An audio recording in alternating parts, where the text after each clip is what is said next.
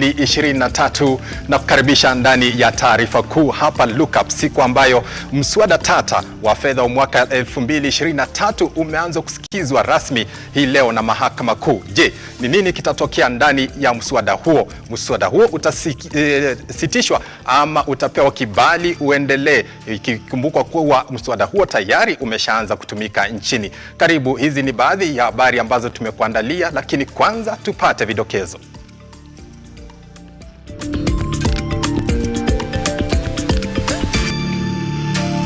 Na kwenye taarifa kuu, bodi ya mikopo ya vyuo vikuu Helb yatofautiana kuhusu mgao wao na Wizara ya Elimu.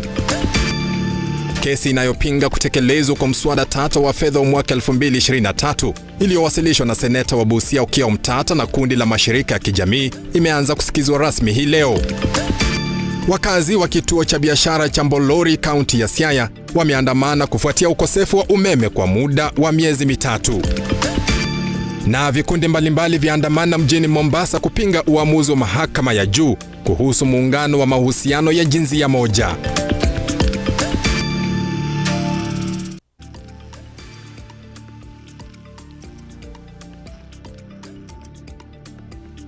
Kwa nusu saa ya habari kemkem, mpenzi mtazamaji, kumbuka habari hizi zinakujia moja kwa moja kwenye runinga yako ya Lookup, kwenye Signet na kwenye kurasa zetu zote za kijamii. Mimi ni Henry Tende na tunaanza rasmi. Bodi ya Helb hii leo imetofautiana na Wizara ya Elimu kuhusu fedha za ufadhili wa elimu ya vyuo vikuu. Mbele ya kamati ya elimu, bodi ya mikopo ya ufadhili wa elimu Helb ilishikilia kuwa haijapata fedha zozote, japo wizara kusema kuwa imetuma fedha hizo. Afisa mkuu mtendaji katika bodi ya utoaji mikopo kwa wanafunzi yani Helb, Charles Ringera, amesema kuwa hadi sasa mamlaka haijapeana mgao wa pesa kwa wanafunzi. We are still following up with the ministry, who in retrospect they are following up with the treasury for release of funds. As at now, we have not released any money to whether continuing students or the ones who are coming in for the first time. Madai yanayokinzana na katibu katika Wizara ya Elimu Daktari Beatrice Nyangala, aliyesema kuwa wizara imeidhinisha utoaji wa kima cha kuendeleza shughuli katika taasisi za masomo ya juu, wakisubiri mamlaka ya Helb kutoa mgao halisi kwa taasisi na wanafunzi kwa jumla. A circular was written and communicated with the vice chancellors, and they did agree to admit the students unconditionally. But they requested for enhanced 3-month capitation so that they had some funds to help them keep operational while we were processing the funds for the first years. Haya yamejiri katika kikao cha pamoja baina ya bodi ya Helb na washikadau katika sekta ya elimu, wakitoa ufafanuzi zaidi kuhusu swala zima linalozingira ufadhili wa elimu ya juu mbele ya kamati ya bunge la kitaifa kuhusiana na masuala ya elimu. Aidha, miswada miwili kama ilivyowasilishwa na mbunge Joyce Kamene, inayokusudia kuongeza kwa muda wa mapumziko kabla kuanza ulipaji wa mkopo huu kutoka miaka 2 hadi 5, pamoja na kupunguzwa kwa riba kutoka 4% hadi 3%, zilipata maoni kinzani, Helb ikisema kuwa kuongezwa kwa muda zaidi kutaathiri utendakazi wa bodi hiyo. How much money will Helb lose if we actually went to 3%? We did a simulation of that, and it is one of our submissions, and we realized that in a year, if you drop by 1%, we will lose about 1.8 billion. Yes, 1.8. It's about 1.8 billion that we'll be able to lose. Now, that affects our in terms of our funding, because that money is supposed to come and fund the next generation. Remember, when Parliament is passing the Helb budget, it also takes into account A&A. A&A comes from loan recoveries, so that there will be a disadvantage on the guys who are the students who are coming in to be funded by the loan recoveries component. Afisa Ringera amehakiki kuwa ugavi wa pesa utawafikia wanafunzi kulingana na mahitaji yao, kutokana na data iliyochukuliwa kwa mara ya kwanza ikitumia mfumo wa kidijitali wa MTI. We are using the MTI. MTI is actually a test instrument which says what is your need level. We are still collecting data to enable us classify the students. This process will close on 7th of November. 7th of October. This process will end on 7th of October. As of now, we have 183,719 students who have successfully provided their information out of 265,000 students. Afisa mkuu mtendaji katika Wizara ya Elimu Charles Ringera, ile akifika mbele ya kamati ya elimu ya bunge, ameweza kuashiria kwamba kufikia sasa wizara haijaidhinisha mgao wowote kwa vyuo vikuu. Haya yanajiri huku usimamizi wa vyuo vikuu ukielezea masikitiko yake kufuatia kucheleweshwa kwa ufadhili wa shule na wanafunzi kwa jumla. Stanley Lugaria, Lookuptv, makao makuu ya bunge, Nairobi. Asante sana Stanley Lugalia. Tukisonga mbele ni kuwa kesi inayopinga kutekelezwa kwa sheria tata ya fedha ya mwaka 2023 iliyowasilishwa na seneta wa Busia Okiya Omtata na kundi la mashirika ya kijamii imeanza kusikizwa rasmi hii leo. Kesi hiyo inayosikizwa na majaji watatu, David Majanja, Christine Meoli na Lawrence Mugambi, imeratibiwa kukamilika hapo kesho kabla ya majaji hao kutoa mwelekeo wa kesi hiyo. Hii hapa taarifa hiyo kwa kina. Hatma ya mswada tata wa fedha wa mwaka 2023 itajulikana hivi karibuni baada ya mahakama kuu kuanza kusikiza kesi iliyowasilishwa na seneta wa Busia Okiya Omtata na kundi la mashirika ya kijamii kupinga kutekelezwa kwa mswada huo. Akiorodhesha sababu za kutaka mswada huo tupiliwe mbali, seneta Okiya Omtata ameiambia mahakama mswada wa fedha wa mwaka 2023 ulikiuka sheria kwani haukupitia wala kuidhinishwa na bunge la seneti.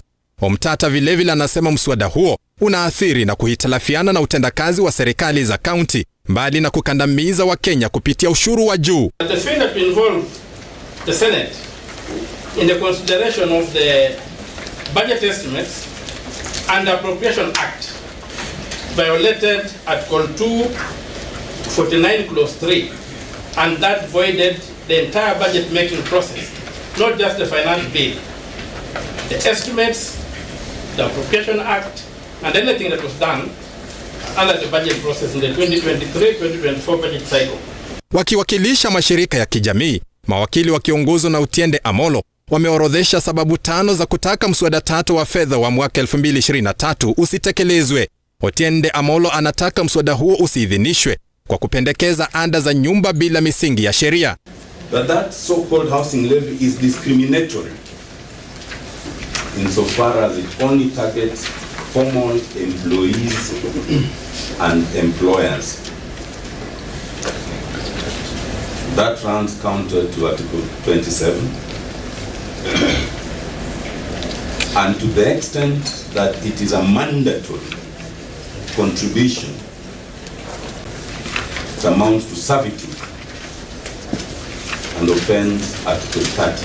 Msimamo huu ukitiliwa mkazo na chama cha mawakili nchini. The lack of a framework law to anchor those changes that were introduced and the amendments done to the Employment Act and therefore violate the constitutional test with purpose and effect and brings to full uncertainty within the law. Kwa misingi hii, Otiende ameomba mahakama kufutilia mbali mswada huo. We look forward to this court robustly examining the issues at hand without accepting the fear-mongering that you will hear from the respondents on the consequences of nullification of the act. Lord, we look forward to this new epoch where public-spirited individuals are complimented, not vilified. Hata hivyo, mawakili wanaowakilisha serikali Kiragu Kimani, Mahat Somani, Gitonga Murugara, Sam Mwendwa miongoni mwa wengine wamepinga kutupiliwa mbali kwa mswada huo, wakihoji utakuwa na athari kubwa kwa serikali kuendesha shughuli zake. Henry Tende, Lookuptv. Tusonge mbele ambapo waziri wa usalama Kithure Kindiki leo hii amefungua rasmi ofisi ya naibu kamishna wa Lamu Mashariki, huku akiwaonya wanasiasa wanaochochea utovu wa usalama eneo hilo. Kindiki vilevile amewaomba wakazi kusaidia vyombo vya serikali wanapokabili suala la usalama. Ni ziara inayojiri siku tatu baada ya shambulizi la Al-Shabaab huko Lamu. Waziri wa usalama Profesa Kithure Kindiki leo hii ametua Lamu Mashariki kutathmini viwango vya usalama. Wa usalama wa nchi, nataka niwahakikishie serikali iko na imani na jamii zote na dini zote katika nchi yetu, na haina vita yoyote na jamii ama dini yoyote ikiwemo dini ya Kiislamu. Hivi majuzi pale Lamu West, pale Juhudi, wakora na majambazi wakakuja wakaua watu wetu na wakaumiza. Vile vile kuna wengine wetu tukapoteza watu wetu kadhaa pale barabara ya Witu, pale lango la Simba. Vile vile tumepoteza watu wengine hata wiki hii, wakiwemo maafisa wetu wa jeshi la taifa la Kenya. Mimi niko na imani Mungu atatupa nguvu kama taifa la Kenya na tutashinda magaidi. We will crush terrorists. Hii biashara ya ugaidi tutaifunga. Hii biashara na duka ya ugaidi tutaifunga. Profesa Kindiki amewaonya viongozi wanaotumia swala la utovu wa usalama haswa eneo la Pwani kujitafutia umaarufu. You start bringing those dangerous politics in the security sector. Hii sio sekta ya siasa, hii ni sekta ya maisha ya watu. And I can do my meeting without a single political leader. I finish, I go. Waziri huyo ambaye ameonekana kukerwa na swala la wanasiasa hao amekashifu tabia hii, huku akiwakumbusha kwamba swala la usalama si mzaha na hivyo wanapaswa kushughulikia kwa umakini. Aludagail, Lookuptv.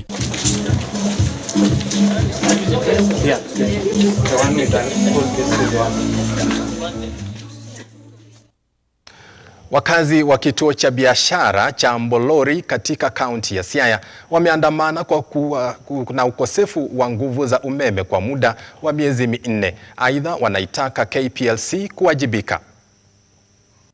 Tunataka sitima. Hii ndiyo taswira kamili ya soko la Mbolori, eneo bunge la Legusoga, kaunti ya Siaya, baada ya wafanyabiashara eneo hilo kugoma wakidai kukosa huduma za nguvu za umeme kwa takriban miezi 4 sasa. Kwa majina naitwa Samuel, mimi ni mkaji wa Mbolori Market. Tunaomba Kenya Power itusaidie kwa ajili hatuna power. Center hii imekuwa na giza karibu kama miezi 4. Tunaomba Kenya Power itusaidie, tumekuwa na insecurity. Hakuna biashara ambayo inaendelea, ikifika saa 1 kila biashara imefungwa. Maduka zinaibwa, hakuna ile kitu inaweza ikaendelea, kila kitu imesimama. Kwa hivyo tunaomba kwa sauti ya upole, Kenya Power, tunaomba mtusaidie. Wakazi hata hivyo wameelezea madhila na changamoto wanayopitia na kunyoshea kidole cha lawama kampuni ya KPLC, wakidokeza kuwa licha ya wao kuwa na fahamu kuhusu taswira ya eneo hilo, wamesita kuwajibikia swala hilo. Family center tieno, mimi ni mkaji wa hapa Mbolori. Natumia hii stima. Hii stima ndio tunafanya nayo biashara. Lakini sasa mwezi 4 na si mwezi 4 peke yake. Ikiletwa mwezi 3 ati inatoa mafuta, wanakuja wanaongoa. Mwezi 2 wanatoa mafuta, wanakuja wanaongoa. Kwa nini sisi tunaletewa hii maya na sisi pia tunatoa ushuru kama wenzetu? Watoto wetu wanakufa kwa barabara sababu ya mulika ya stima. Hakuna kitu tunafanya sababu stima, kama hakuna stima ndio life. Power is life. Kwa upande wao, si mara ya kwanza kusambaratika kwa huduma za usambazaji wa nguvu za umeme eneo hilo. Imekuwa ni mazoea, jambo lililowalazimu kuandamana na kuzuia kazi zao. Wakituletea transformer mpya wanakuja wanatoa. Wanaleta transformer ambayo haiwezi fanya kazi. Tunaomba mtusaidie, tunataka usaidizi.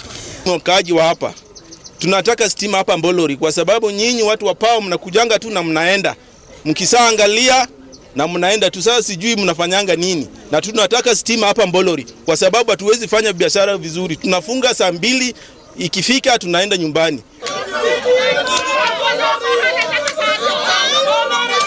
Regan Meguran, Lookuptv, Nairobi. Kilio hicho cha wakazi wa Migori kufuatia ukosefu wa nguvu za umeme ndiyo habari ambayo inatupeleka katika mapumziko ya muda mfupi. Usicheze mbali mpenzi mtazamaji, tunarejea na habari nyingi zikiwemo spoti.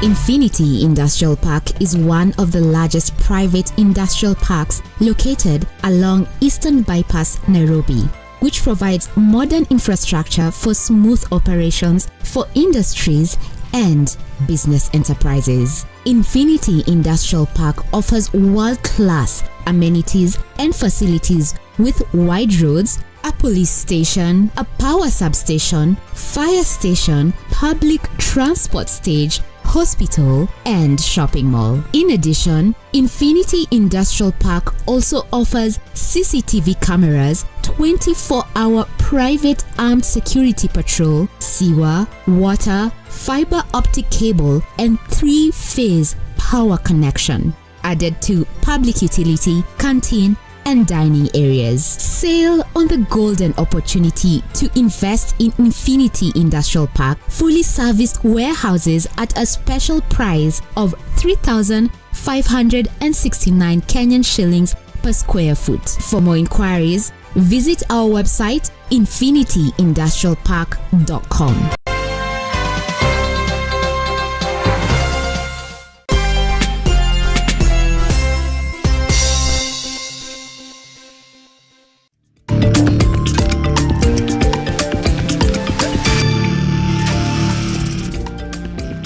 Karibu tena, tuendelee kukupasha. Ni afueni kwa wakazi wa Mosiro, kaunti ya Kajiado, baada ya serikali ya kaunti kuwajengea zahanati zitakazowasaidia katika kuboresha utoaji wa huduma za afya za sehemu hiyo. Awali wakazi hao walilazimika kutembea masafa marefu kusaka huduma hizo muhimu. Tutaenda kufungua jengo hili.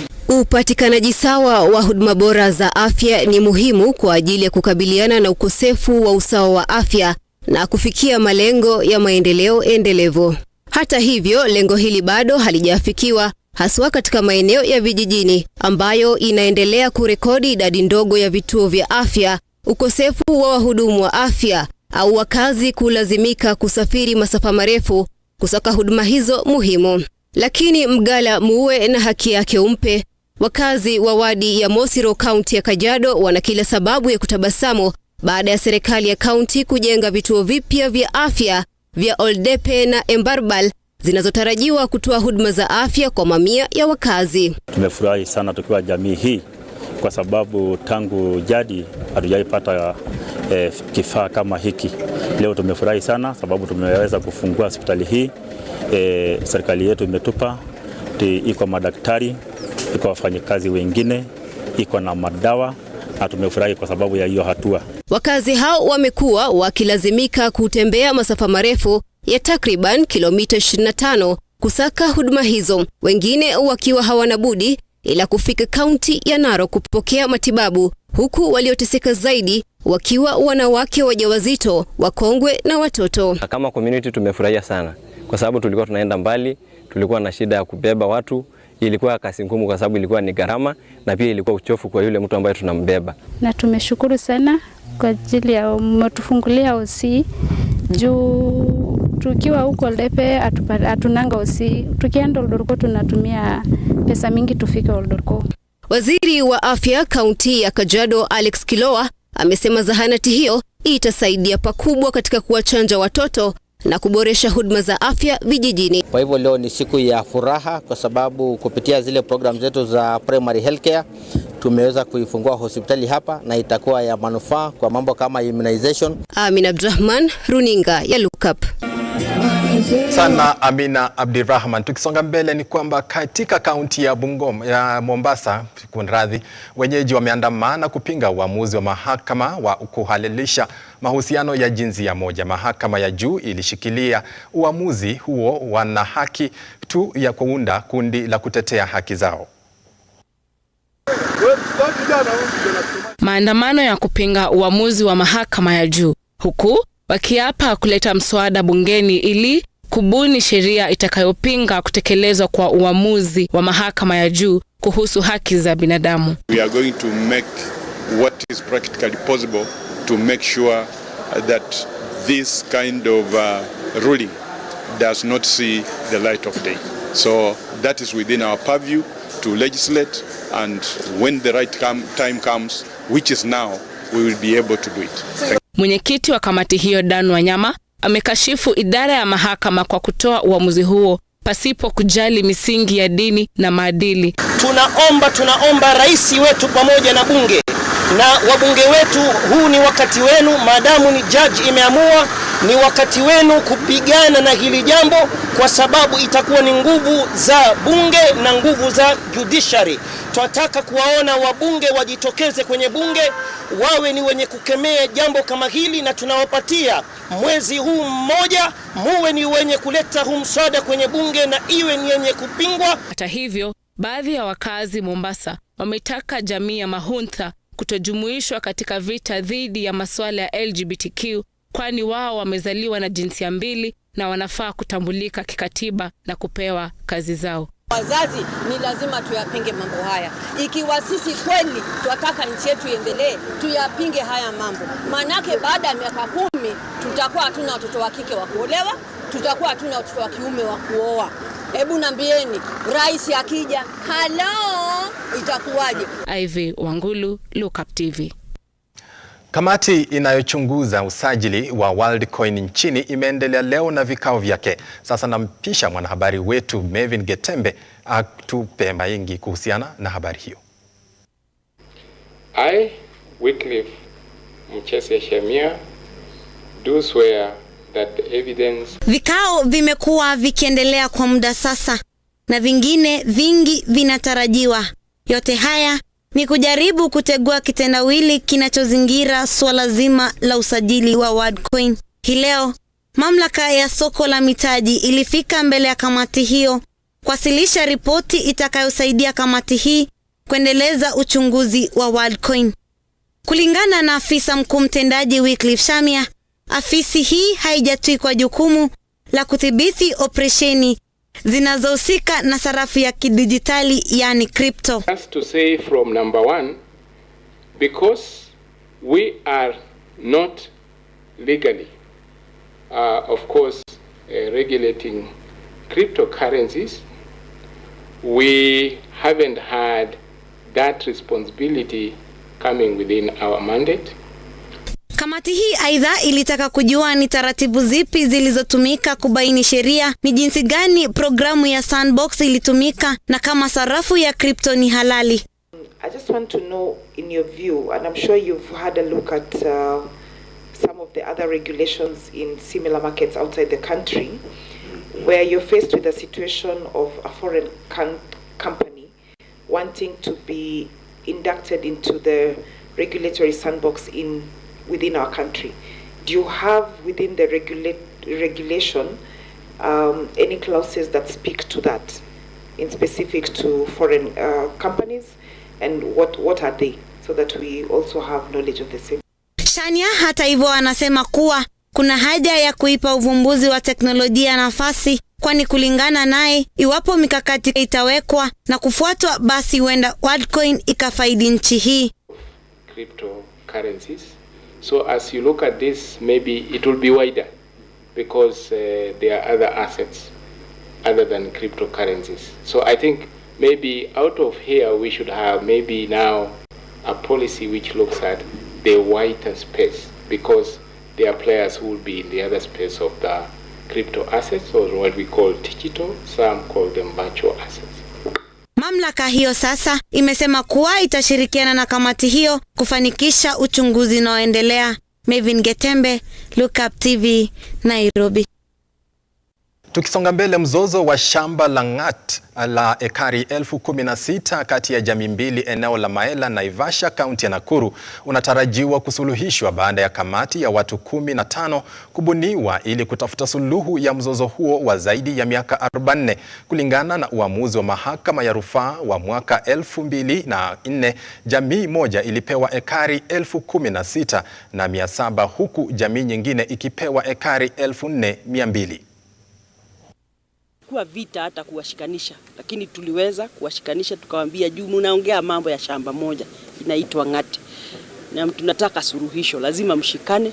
Hii kikundi lete mwakilishi wako, hii kikundi tukawa na hiyo kamati ya watu 15. Kuna wale wanaongea mambo ya boundary, hii boundary ya counties, kuna wale kuna shamba imegawa, title imetoka, wanasema hawataki hiyo title. Kuna mtu alipewa title na akajenga na hawataki hiyo, anasema ifurushwe. So nikaona lazima tuende ofisi, ndio tukaketi na PS na officials wake, director wa survey na nani, ndio aelezwe what is possible. Sasa kitambo hiyo tungoje waziri akuje hapo katikati, ikawa threat. Chief ameandikiwa threat ya kwamba atauawa.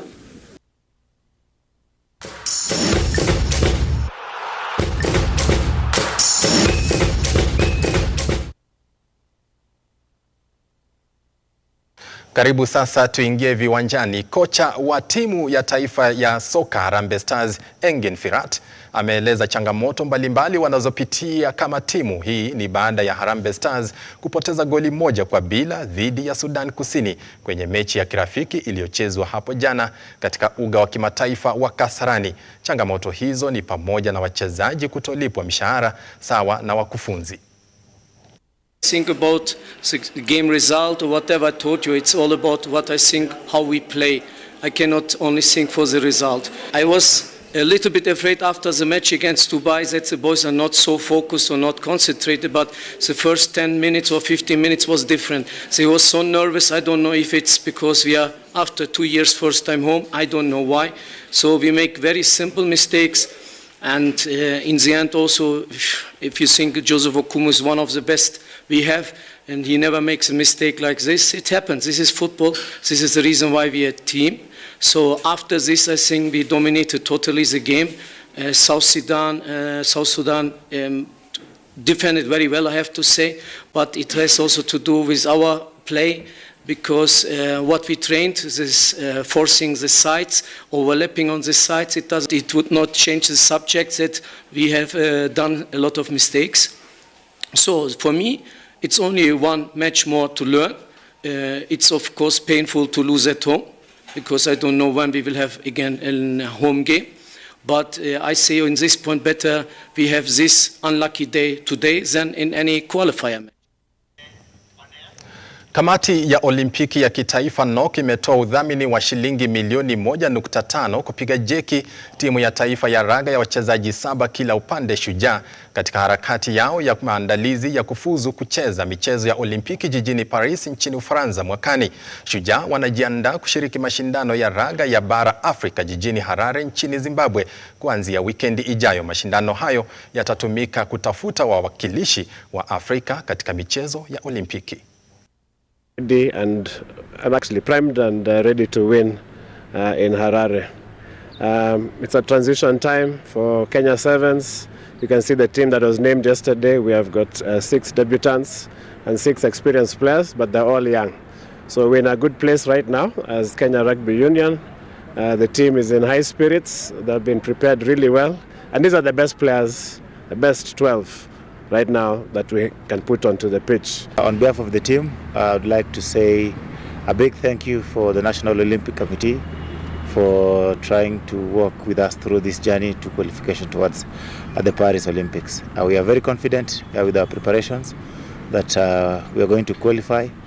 Afterwards, we meet in Paris.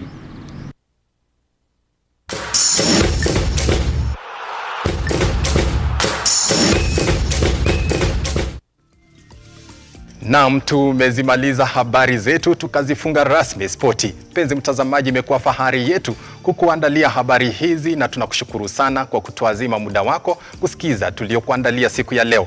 Bila shaka ni furaha kwetu. Kutoka hapa Lookup nimekuwa Henry Tende na mwenzangu kwa lugha ya ishara ni Josephine Ouko. Tunakutakia usiku mwema. Endelea kutazama vipindi vilivyosalia. Mwendo wa saa 3 mwenzangu atakuja na lugha ya Kimombo kukuandalia habari hizi kwa kina zaidi. Usiku mwema.